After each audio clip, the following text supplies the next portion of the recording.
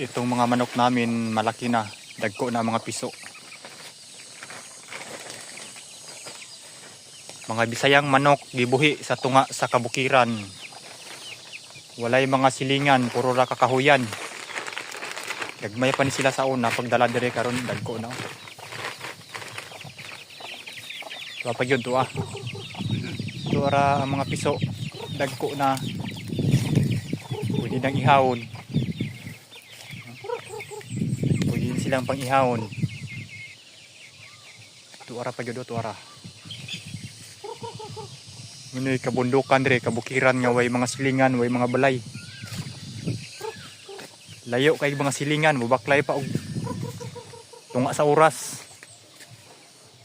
Mga 5 kilometers pa aya ang mga silingan nga kabalayan kay puro ni kabukiran ang